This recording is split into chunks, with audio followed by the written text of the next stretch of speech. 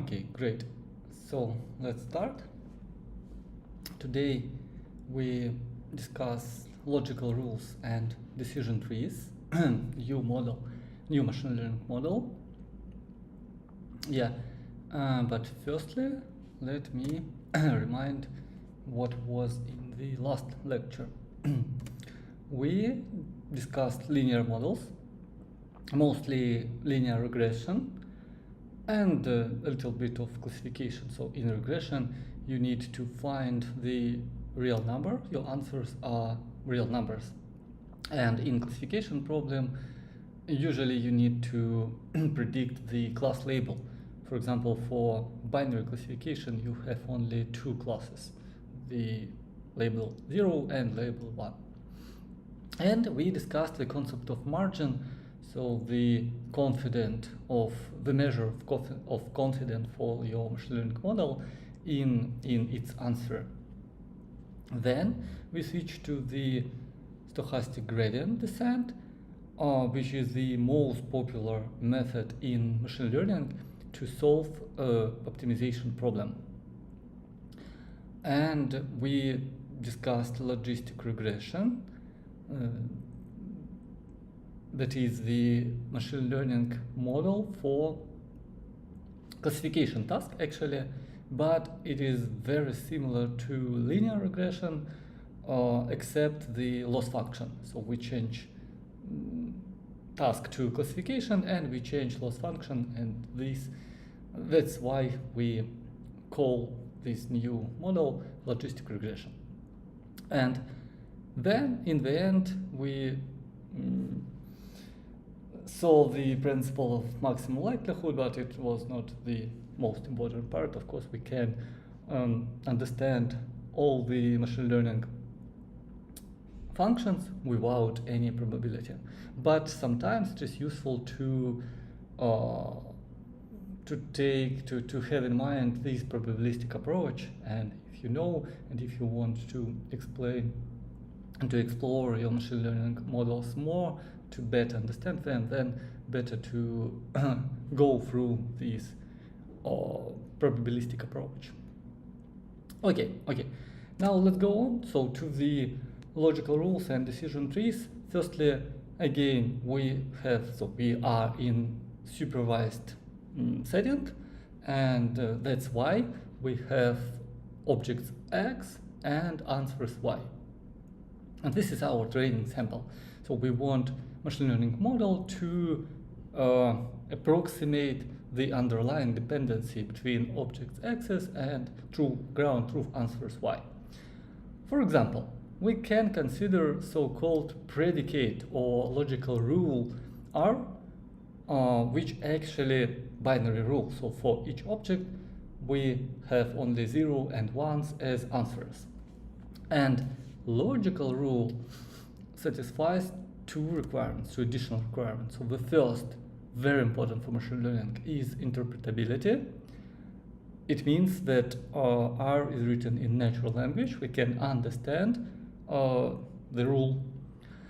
And R depends on a small number of features, usually 1 to 3. Then the second property of logical rule is informativeness. So we either have a very large positive property of R. It means the amount of all the objects which have the value 1 and the class C for positive C property, and we want to maximize it. So this is the first picture. Yeah, you see some rule. So it selects the subset of the whole objects, of the whole data set, and we want to maximize the amount of objects with certain class. And then the negative C property, it almost the same, but our rule is 1, then the class is not C. So any other class except C. And of course we want to minimize the amount of these objects for for selecting the C class, yeah, and for having better rules to split our data set into classes in the end. So the final model is the some set of different logical rules will select and distinguish all the classes, yeah. And you see here, so this is first and second pictures are more or less nice logical rules, and this one, there we have both objects from zero class and from gross class, and it's actually the same problem. Yeah, so we don't decrease the hardness of the problem. Yeah, having these logical rules, so it is useless for us. So we don't want to have these rules. We want to have more informative rule to split our data set into parts. Okay, so how to let's discuss some examples from real life. In medicine, you can have this rule if the age is greater than 60 and patient has previously had a heart attack, then this is the consequences, the result. Then do not perform surgery, because the risk of negative outcome is huge. Yeah, and it is interpretable and it is informative.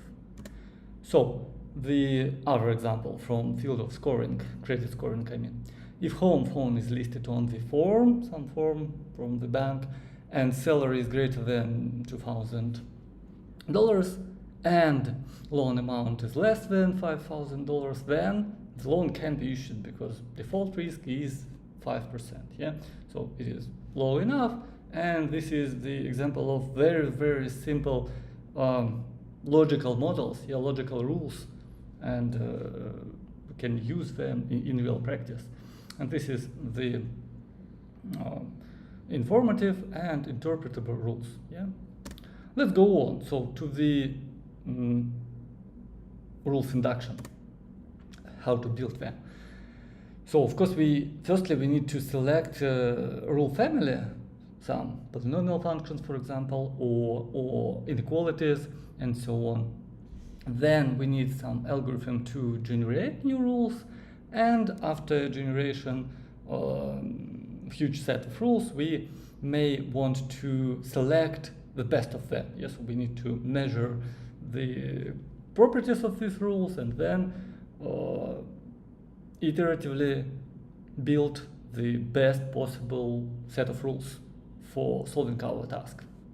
And regularity is a highly informative, interpretable, single class classifier with rejection in terms of machine learning. Yeah, so classifier, we need to solve classification task here.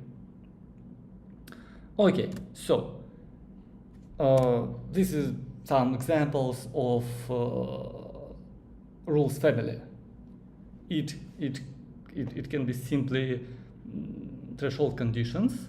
So for feature J, if the value of this feature is less than AJ, some threshold, then the answer is 1, yeah, for this logical rule. Or some two borders, or some conjunctions, yeah, for threshold conditions, and so on. So you can use these very simple notations to describe your logical rules, and you can adjust the parameters A, B, and the whole set of indexes for Fj to choose to build your best set of rules for solving your problem. The other option, it is called syndrome. So when we want to be true at least d conditions out of some set. Here you see the sum of characteristic functions for these simple logical rule is greater than d. It means that we have more than d ones inside the sum. Yeah, and this is another example of logical rule, which is interpretable, we understand, and again in medicine the word syndrome, we know this word, yeah, and we can relate to the meaning. But here in machine learning too, this is the example of some rule. The other example of summing, so this is very similar to, you see, to the linear regression. Yeah, it's almost it, but we sum pair products not for the whole set of features, yeah, and all the weights, but for some subset of features, and then we compare the final value with some threshold. And then this is the answer for another logical rule. So geometrically, it means that we separate our data set with some hyperplane, yeah, or with these parameters. So weights are parameters of the hyperplane. And maybe the last example is sphere.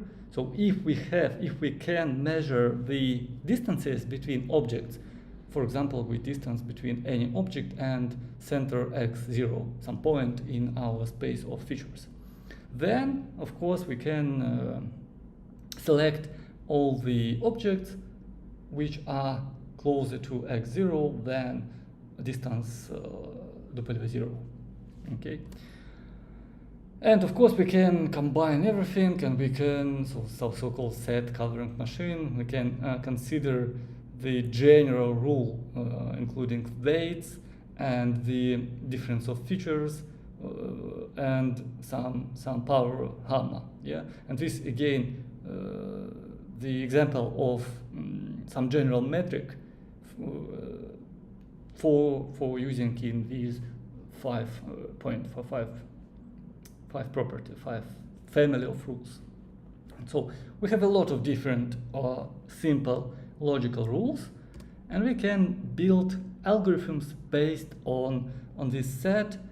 And of course we need to tune to adjust all the parameters using the training set and using some information criteria. So we need to think how to tune all the parameters to get the best possible solution. Okay. Let's discuss some examples of criteria. So we have seen that usually we want for some specific particular rule to have positive class tends to maximum. Yeah, so we want to maximize it. The negative class we want to minimize, but this is not very good because these are two numbers. Yeah, we don't want how to build models using two numbers because the TC can go can increase, yeah, and then NC can increase too, and we don't know what to do in this case. And actually, for two criterion problem, it is called the Pareto front, so the best possible line of parameters point, yeah, and we can only be as close to this Pareto front as possible if we have two different criteria, yeah, and all the points on this Pareto front are non-improvable, so we cannot go both to the left and down, left and down, to increase both numbers for our task. So actually almost always we want to have one single scalar.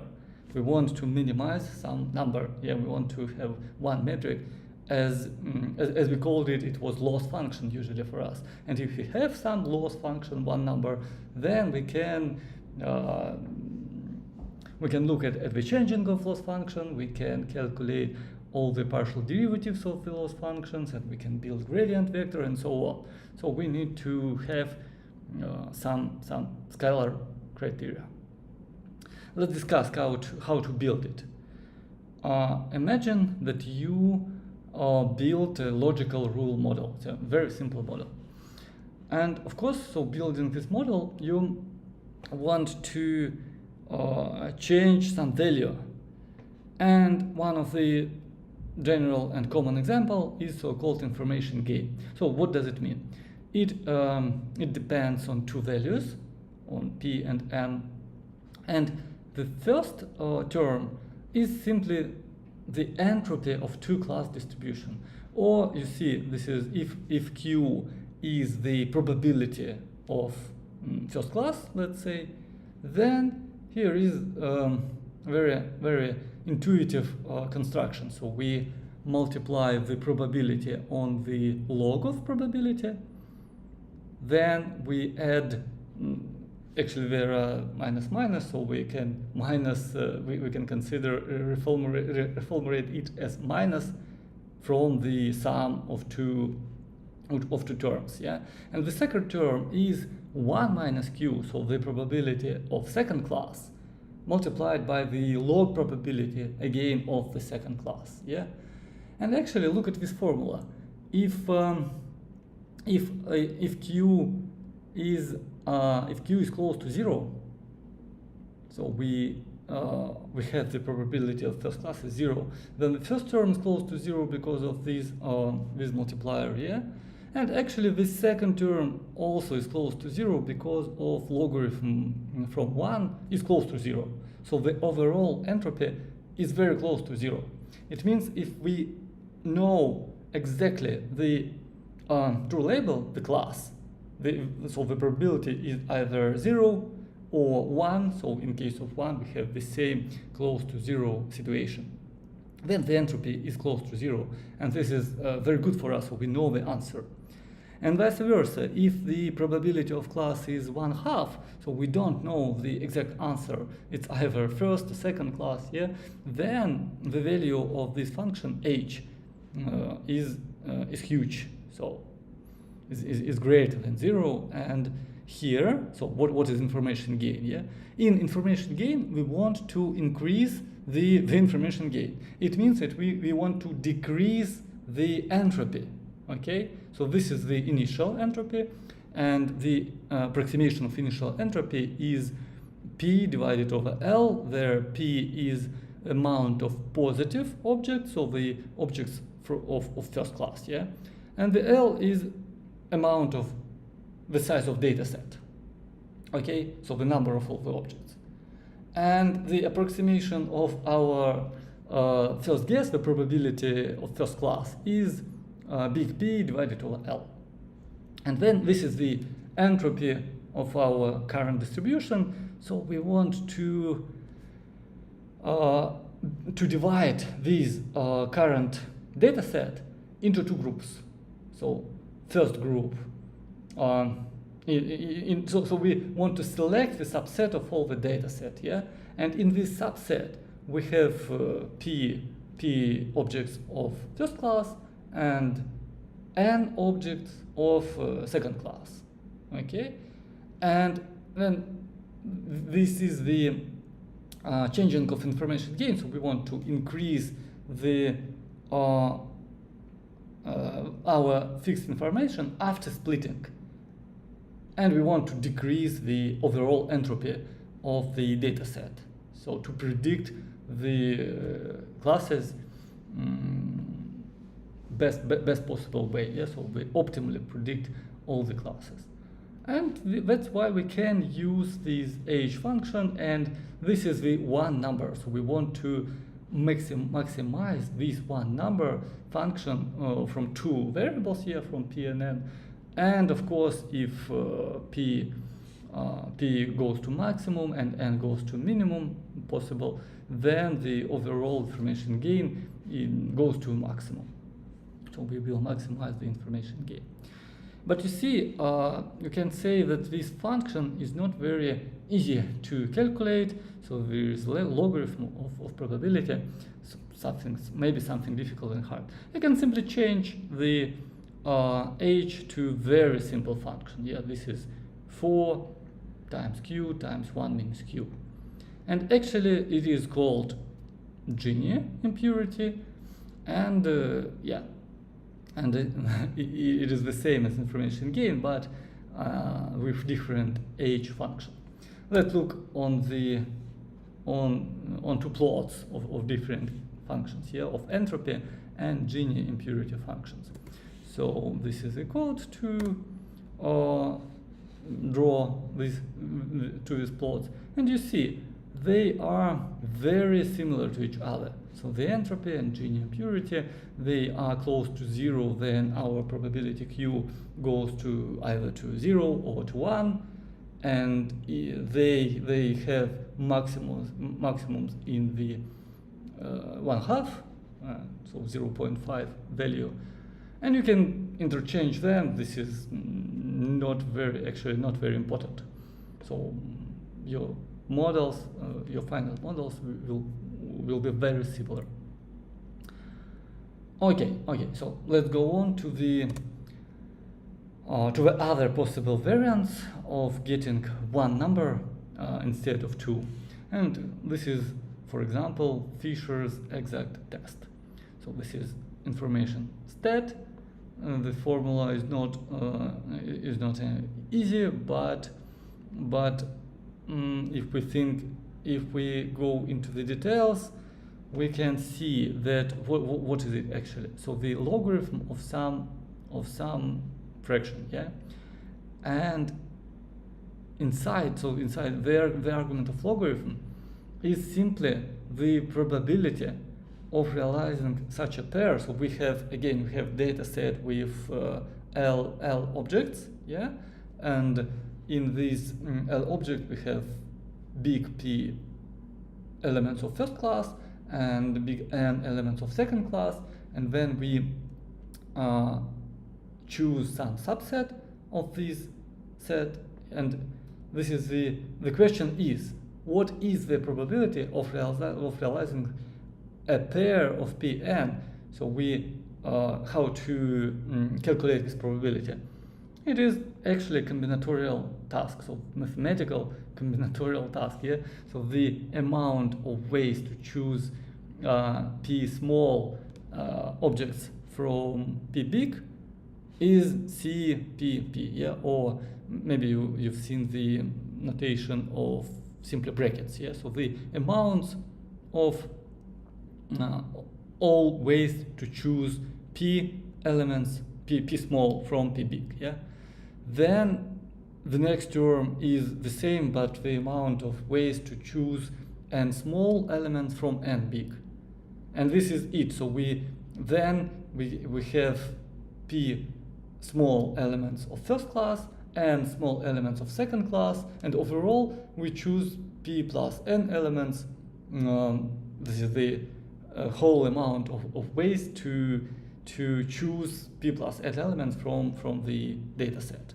Okay, and the so the fraction is the probability of realizing this concrete pair of P and N.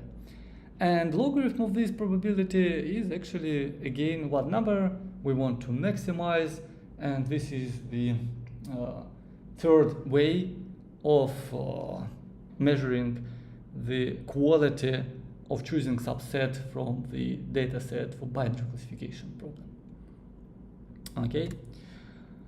Yeah, there are some other ways. They're much more simple. So how to combine P small and N into a simple function with one value. Actually, for example, we can consider difference or this way. So this is the square root of differences, and again it will be maximum if P goes to maximum and N small goes to minimum, yeah. So this is the overall, our initial goal stays the same, but we have only one number to optimize.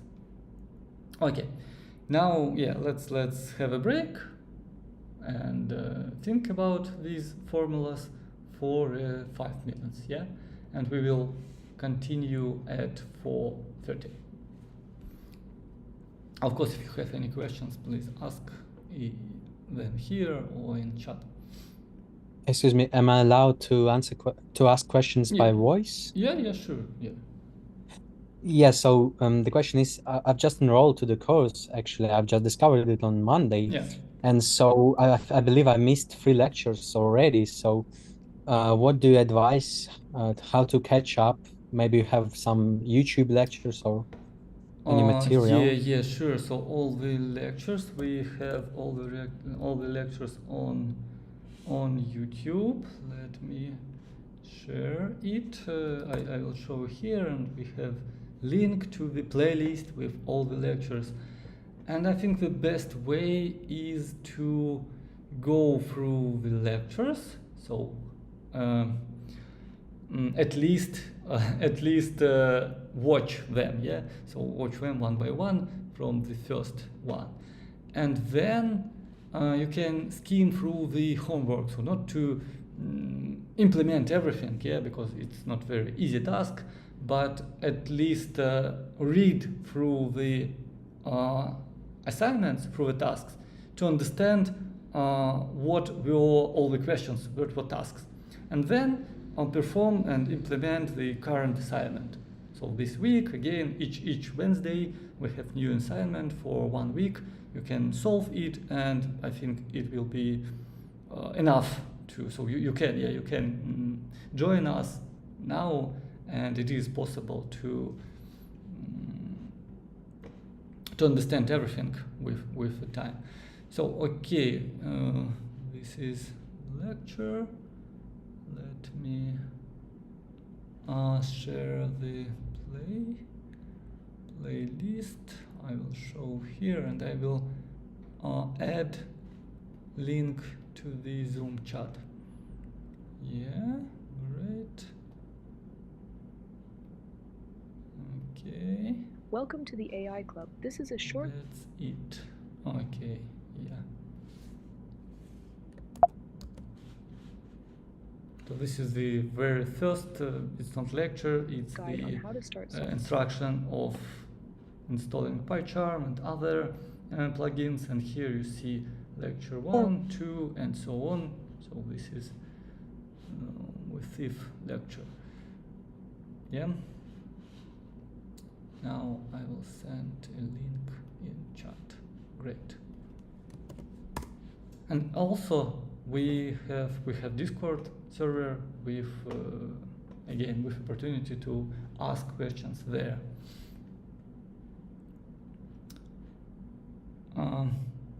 Is it normally to not understand the mathematics behind the models?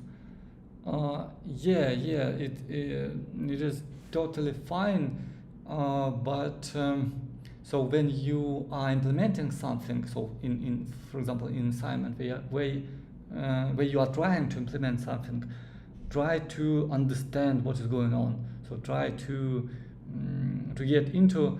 I know, I understand that it could be very hard, but believe me, after, I don't know, second or third attempt, you will definitely understand everything, and your puzzle will combine, and you will understand the machine learning, not all the machine learning in general, but this is part of material, which is fundamental and which is very important for other machine learning and AI stuff, as neural networks and current large language models and so on. So this is the main basic and fundamentals you need to understand somehow. And yeah, actually the mathematics behind is not very hard, so it is possible to understand. Okay, great. Yeah, maybe any other questions?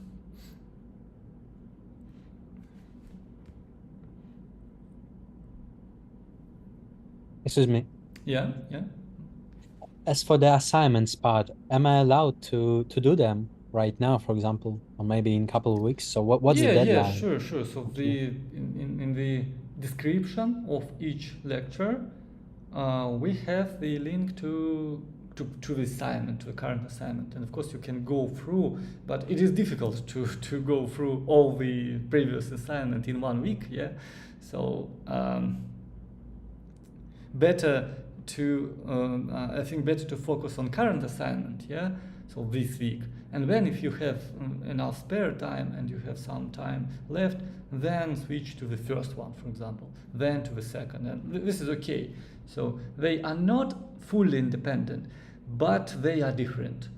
it is possible that, for example, you will solve this week assignment quickly, but then switch to the second one, for example, and you will need more time. Yeah.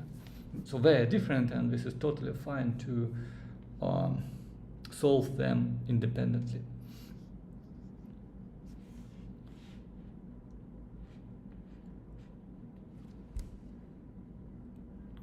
Okay, so now let's go on to the decision tree models. So now we're close to them, but firstly we need to generate best possible set of rules. And this is the simple algorithm. So the input is simply training sample, so only the data set. As always in machine learning, we build all the algorithm based on the data. And then we will get the set of rules, set of good informative rules. Then the first step is somehow to initialize set of rules. For example, you can consider the threshold conditions with some random thresholds. Yeah. Then you will repeat the set where you change the set of rules, for example, randomly, some local modifications, some easy and small shifts, yeah, in your threshold, for example. Then you check and remove similar rules, and you will so to build the next iteration of your set, you select the most informative rules from the union of z and z prime. And then you repeat the process until you've done with the overall set. So you need, of course, here you need some criteria of improving, yeah. And let's discuss in details how to perform all the steps. So the rule modification step. It is simple. You can vary one of the thresholds. You can vary both of them. You can add features of objects to your conditions. You can remove features from indices j to have different rules. Yeah, and these are your modifications. Then so then removing a feature, usually informatives is evaluated on control samples on a test set, yeah, on holdout test set. And of course the same methods are suitable for the optimizing not the threshold of your rules, but the indexes, the indexes of features of the set J for feature selection. It is also possible, and that's why this is important to be able to perform these operations. Then we can build the set of rules based on these models. So you see, imagine we have some set of rules. Yeah. So and rules are very simple. They are binary and values, and they return 0 or 1.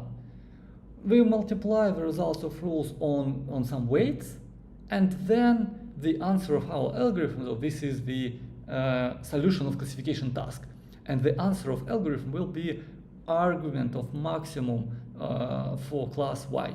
Yeah. So this is the machine learning model, and we can optimize all the rules and modifications, accounting for the loss function, for example, as we've discussed earlier in classification task. Yeah. Then you can use other method, other machine learning model, which is the first is weighted voting, the second is simple voting. So this is simply the averaging of all the answers for your set of rules. Yeah. And then you average the let's say probability of Y class. So for multi-class classification, it gives you some approximation of probability that object is from Y class. And you can even consider third model, which is called decision list. So based on first rule, you can answer first class if it gives you 1. If 0, then you go to the second rule.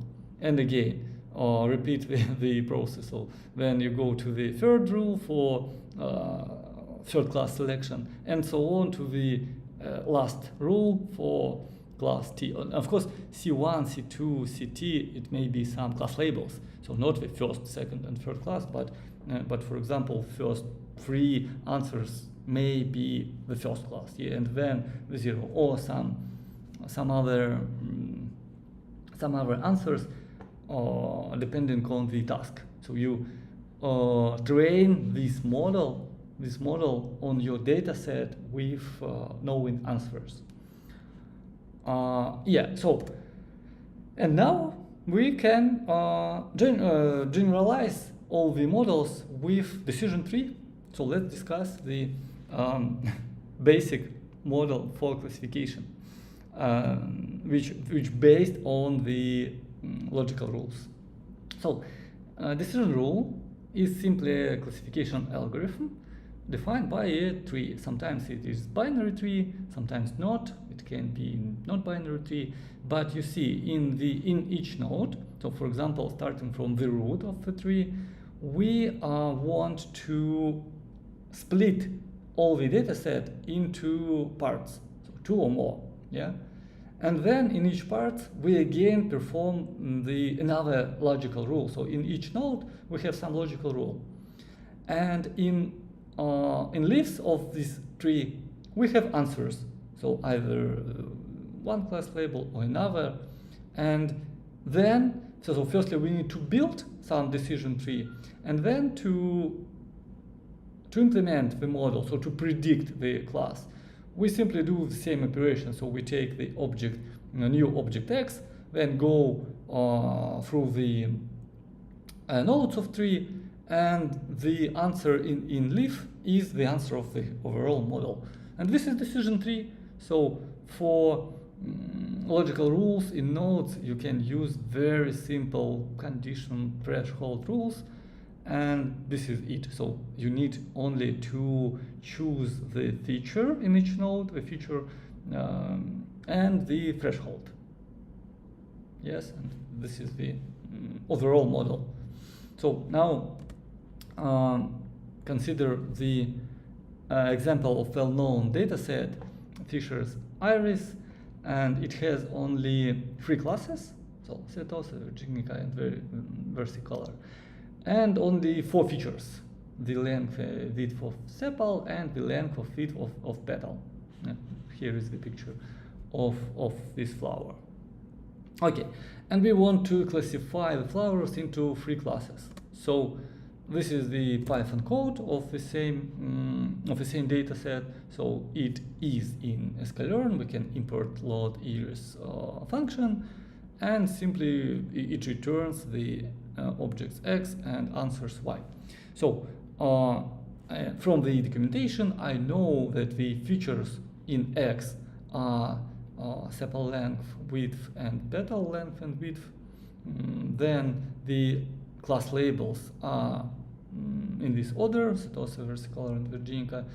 And you see the data inside X's and Y. So you see in each X object has 4 numbers, yeah, which are our features. And each answer Y, so this is the first 3 answers. And here we have 0, so it means that all 3 first objects comes from the Setosa class, so from the first class. Okay, so now we have, as previously, we have X is our data set, and this is object feature matrix. So each row of this matrix is object, and each column is the feature: first, second, third, and fourth. Okay. Okay, so now we want to fit some model. We want to fit and look at the results. Here is the show legend function. So we simply color answers and add labels and classes, so the location of the indices of classes to the picture. So let's go on to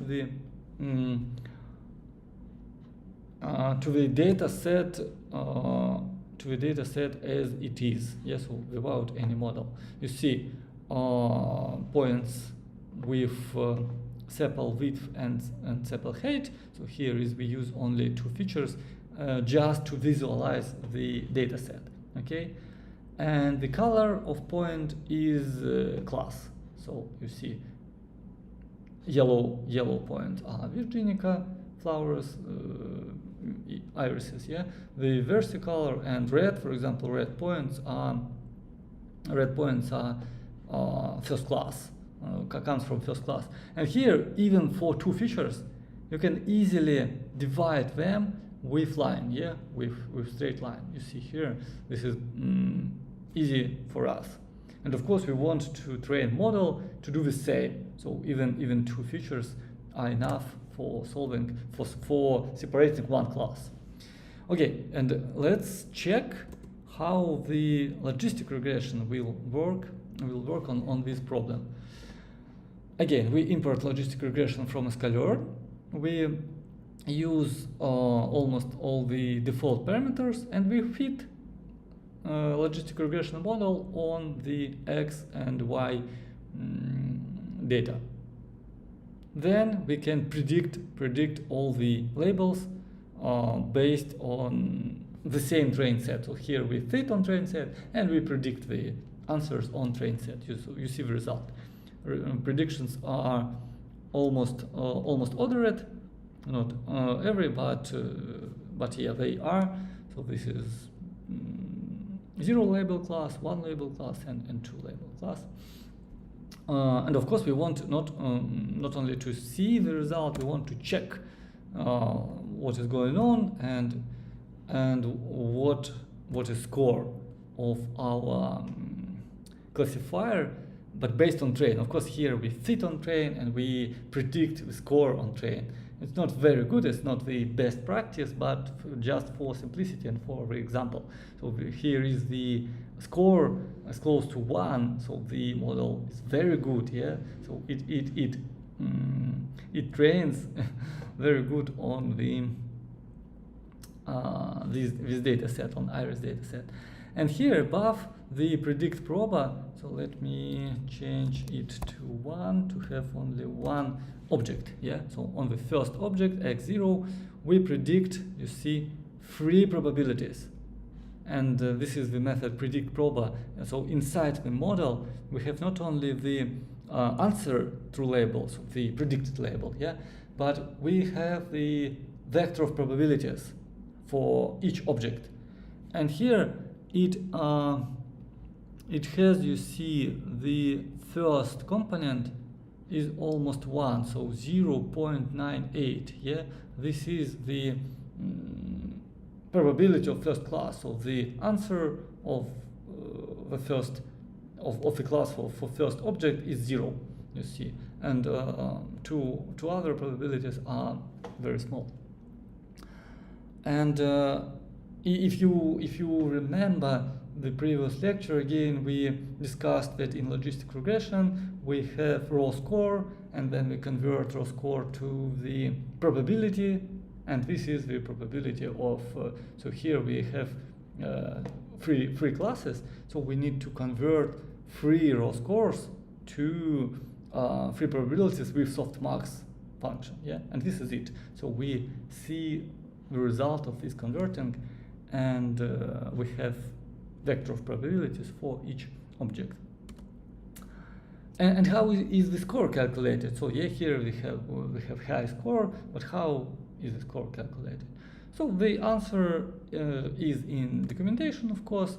We can read, and this is actually mean accuracy. So in logistic regression, you see here the documentation from sklearn. We can find the score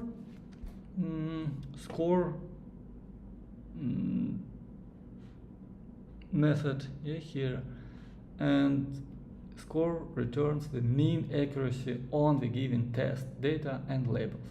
So we simply give it train data and labels from train. Yeah, that's okay. So we simply predict all the labels on X and then compare the results with ground truth. And the accuracy is the fraction of right answers. Yeah. So the amount of right answers divided over the length of data set. Okay, so now let's try to build some other model. So here is, so we want to visualize the result of logistic regression, and then we will use the decision tree model. Okay, so the function to visualize is not so small, but you see here some grid, and we create grid, and then we predict the class on each point of this grid based on our classifier. So C and F is classifier to visualize, to plot.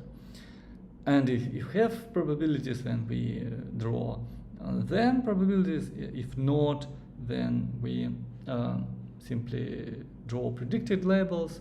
You see here predict, and so for props we need to predict proba. So you can go through the code and understand everything, but we will simply look at the results. So here is the logistic regression classifier, and we want to plot its results. So you see the results of logistic regression is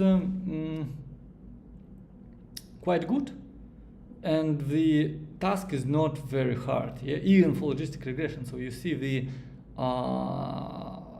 right classes, and here is red area, so for all the Setosa irises, yeah. Then here is the area, orange area of various color irises, and the third one is yellow area for Virginica. So this is the result of our logistic regression. You see, it divides the two-dimensional plane of two features into, so it divides with two lines, okay? Because logistic regression is linear classifier, it's linear model. So here we see linear boundaries of the classes, yeah? And of course we can visualize the probabilities of logistic regression. So here we add probability flag, we set it to true, and then we get this result. So this is the confidence of our model of logistic regression in current class. So you see again for red area, for first class, the model is confident and probability is closer to 1, so the maximum probability. Here, again, here and here, in all the yellow area, the probability is close to 1. And near the borders, the probability becomes closer to, not to 0, but to 1/2, you see here, yeah, 0.5. And the probability of the model is not so confident. What class, if the point is here, then we don't know actually, either it is one class or another. And this is very natural, yeah. So the linear model should work like this. Now let's discuss the decision tree classifier. So firstly, let me show the same pictures for decision tree classifier. Again, yeah. So firstly, we import DTC from sklearn tree, and then we plot the model with our data set. You see, the result is very different from the logistic regression. So the data set is the same, but we change the model, and result of decision tree classifier, you see here the rectangular areas with some even some strange areas of yellow color of course we understand that here it comes, so the reason is this yellow point from trained data set, but of course we want our model to predict second class here, so we want orange area, yeah, without this rectangle. But by default, the decision tree classifier is trying to achieve 100% accuracy, so that's why we get these areas in two-dimensional plane. Now, again, if we look at the probabilities, then all the probabilities are close to 1. Yeah, you see here 1 is orange, and in all the points, the decision tree classifier model with default parameters is very confident to in its answers. Yeah. And of course, it's not very good for us. It means that the model overfits. Yeah, so it simply remember all the train set and then put the labels near the train one. We don't want these overfitting model.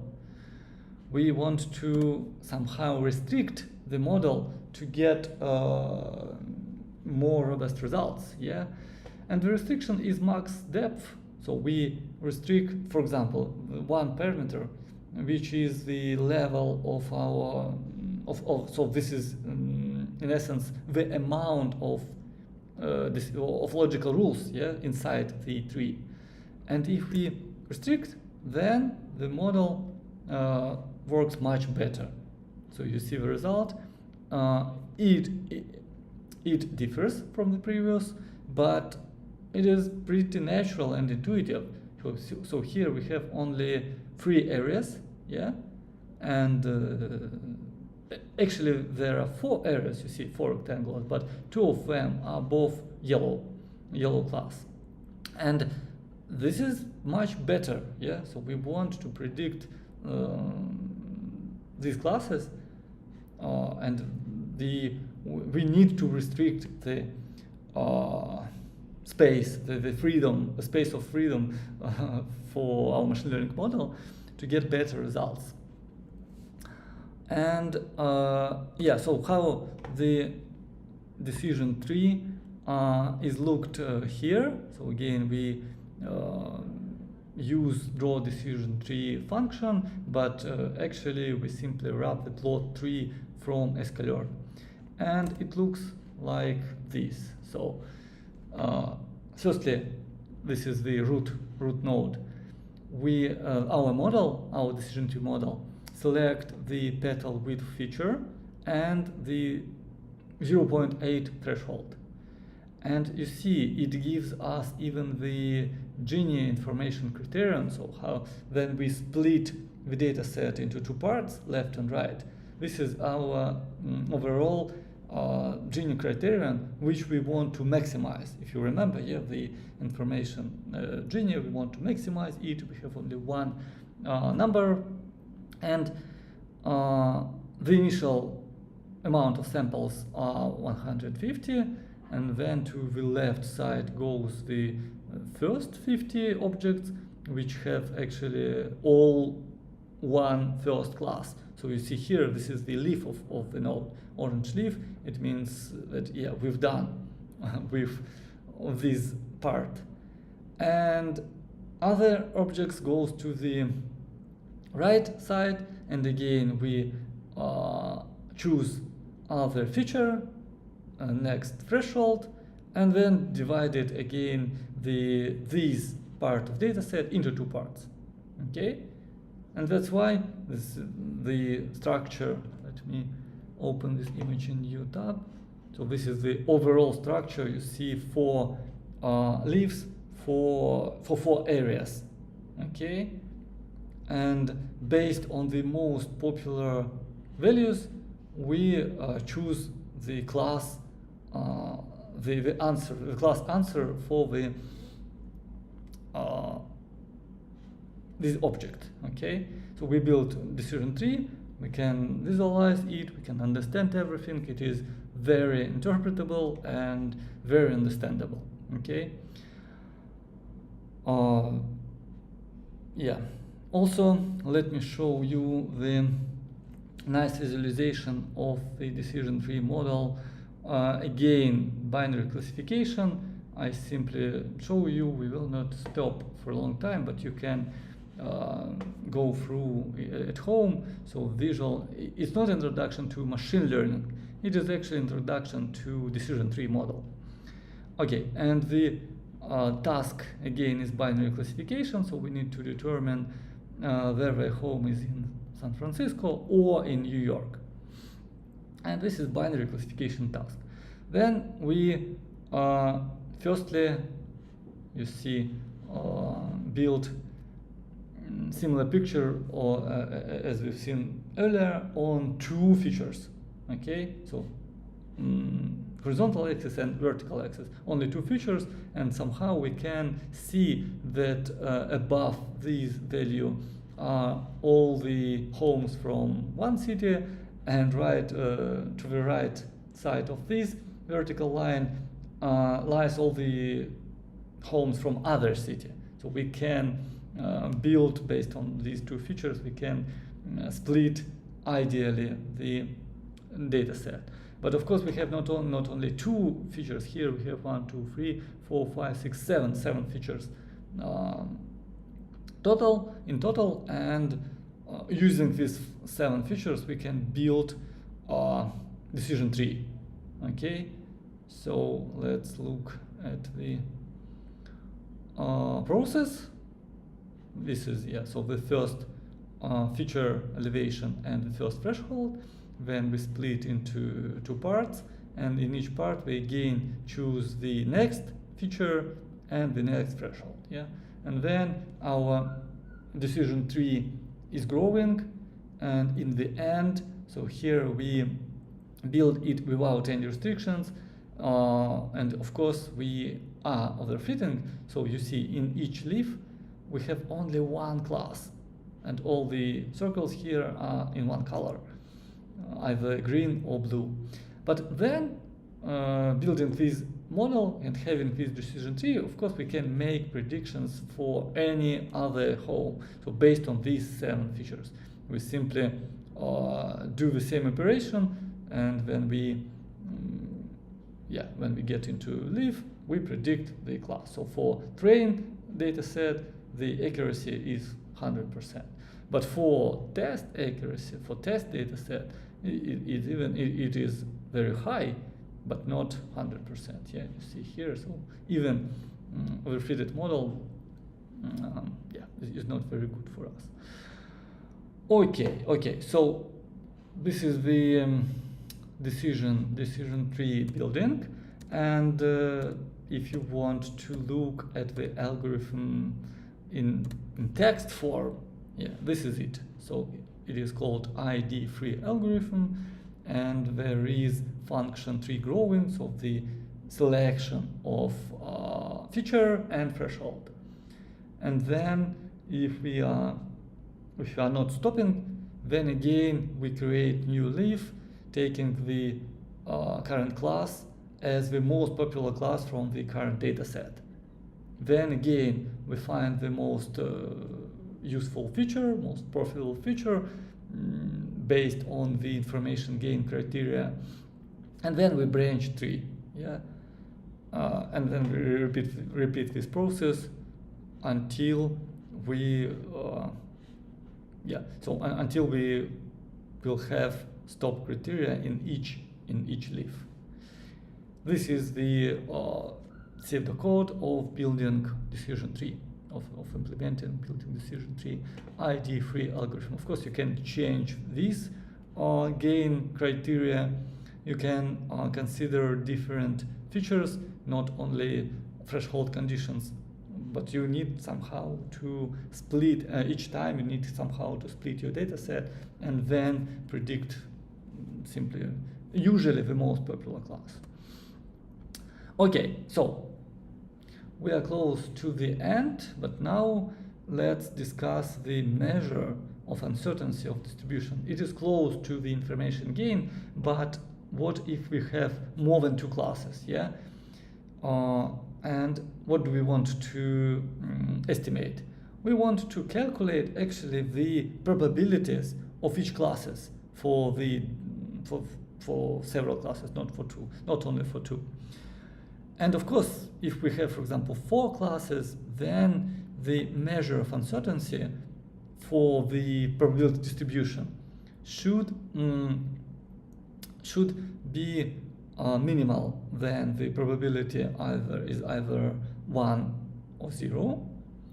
Then it should be maximal, then the measure of uncertainty should be maximal when they have equal probabilities for each class, because in this case we simply don't know. It is the biggest entropy, yeah, for the distribution. We don't know at all which class which class the object comes from. And yeah, it should be symmetrical, so it doesn't depend on the renumbering of the classes. And how to build such functions, so the measure of uncertainty for vector of probabilities, yeah, for vector of probabilities. It's actually not very hard.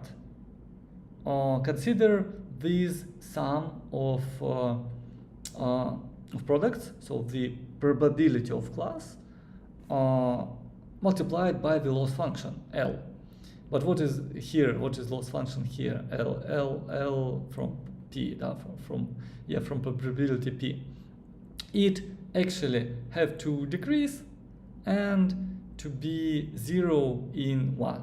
So as examples, the L function can be minus logarithm of probability of P, or it can be 1 minus P simply, 1 minus P, or 1 minus P squared. So all these three functions are 0 when P equals 1, and they are decreasing.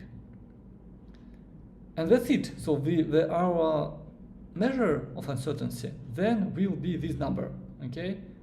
Will be this number.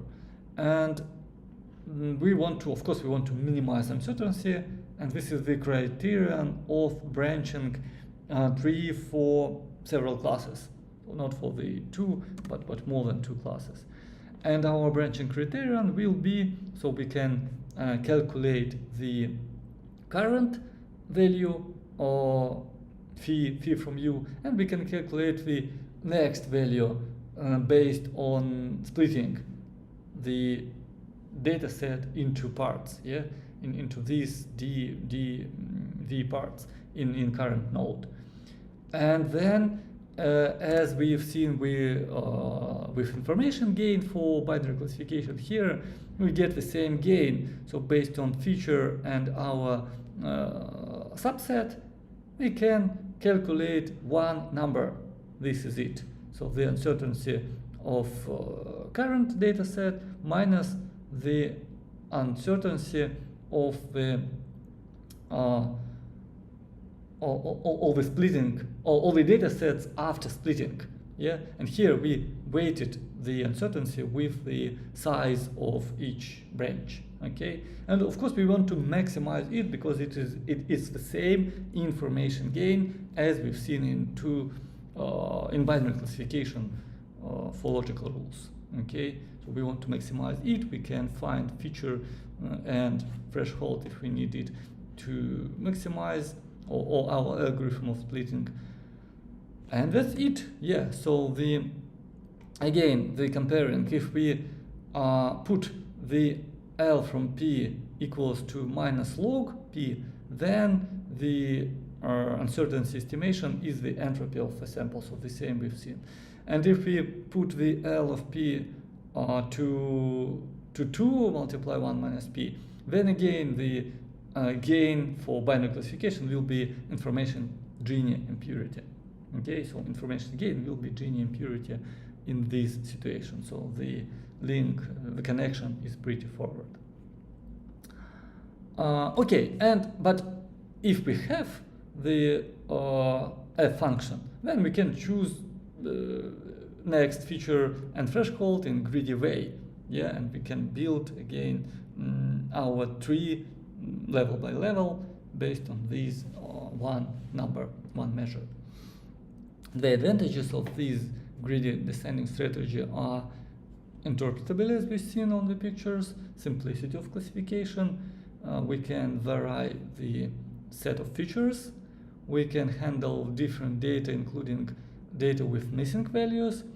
Then we actually have the only linear complexity to the length of the sample, and actually there are no classification refusal. We can argue is it advantage or disadvantage, but in this model there are no refusals. In each leaf we have some answer, some class label. And disadvantages are actually we've seen it too. So the greedy strategy overcomplicated the tree structure and usually overfit. And sometimes it is possible to get sample fragmentation. So so from the root goes to right, for example.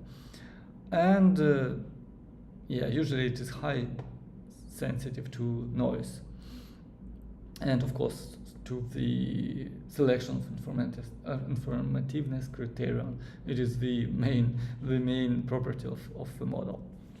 So, but using this decision tree algorithm, we actually can solve not only classification problem, but we can solve also regression problems.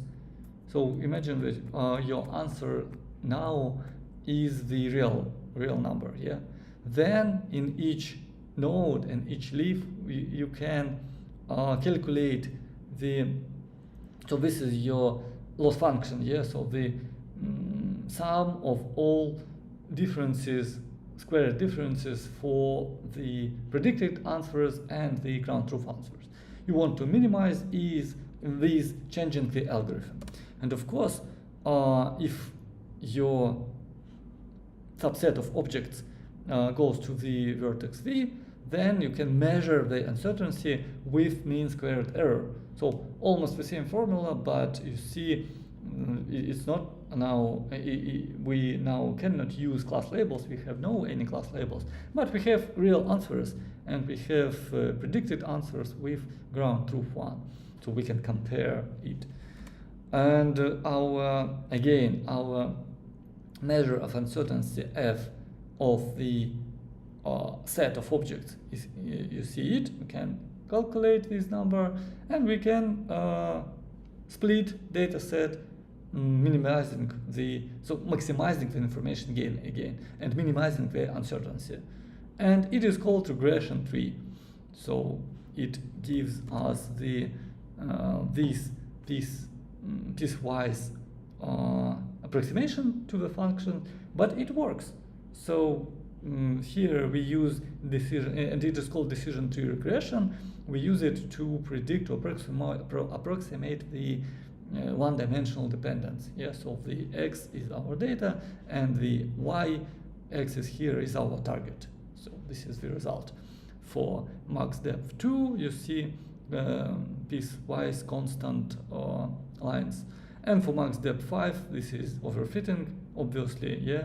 But the result is the plot of some dependence.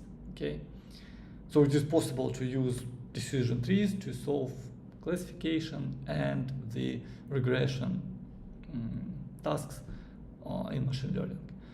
And you can even add regularization to the decision tree model. So here is the new term, the size of leaves, of the average size of leaf, yeah. So with coefficient alpha. And again, if we want to here we need to minimize by a, of course, and alpha is our hyperparameter, so we need to fix it before the algorithm. But here our algorithm not only tries to predict ground truth answer, but also tries to minimize the average size of leaf, yeah. And this is okay. This is the new restriction we might want to have in our model. So yeah, if alpha increases, then the tree is simplified. It has this is simply the amount of leaves, yeah. So it will have less and less leaves. So the structure of tree is progressively simplified. So yeah, and the last slide for today is the auxiliary task of binarization for any real feature. So sometimes we want to build decision tree models only on binary features. And how to do it? If you have binary and real and different numeric features, then of course you can find, so the task is to find best division of the feature value range to a small number of bins, of zones, and then use them for using only binary features. So this is our zeta 0, zeta 1, and so on, our new binary features, yeah, based on the original real value feature. And actually, one of the best method to binarize any real feature is to divide firstly your values into equally powered subsamples from minimum to maximum, yeah, and then to part the values by a uniform grid.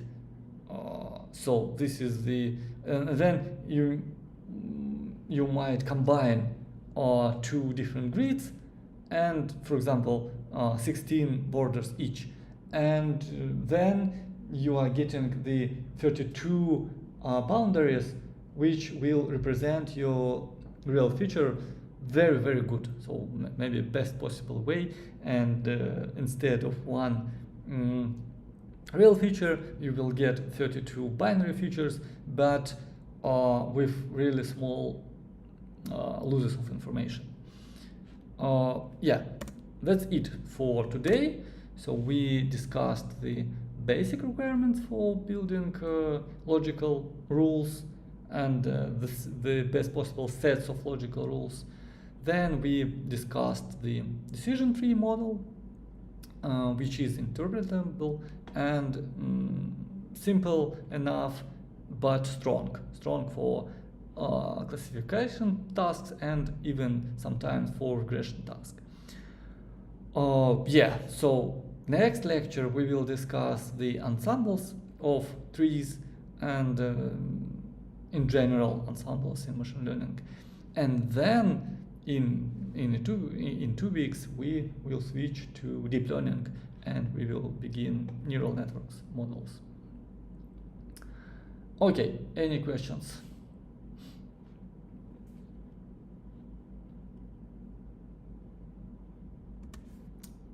Okay, how do you choose the maximum depth of a decision tree?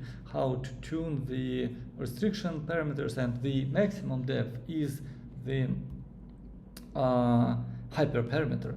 So actually, maybe the only way is to think about your task. So maybe you have some approximation, some knowledge of the desirable level of your tree, or you simply fix some maximal depth as in different packages. For example, maximum depth is not greater than 6. That's it. So I want all the tree decision tree to be not larger than 6. It is possible. It is okay.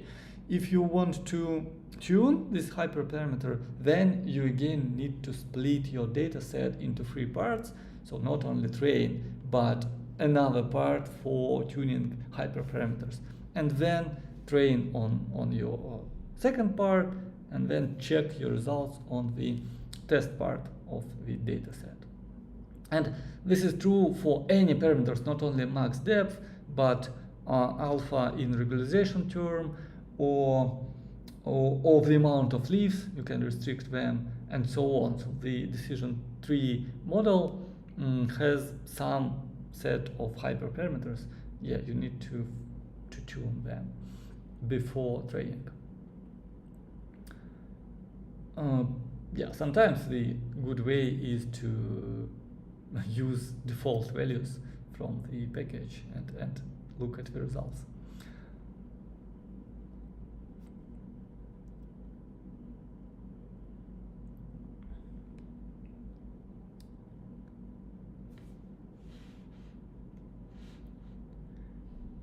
Okay, great. Then have a nice evening. So yeah, see you next week. Bye.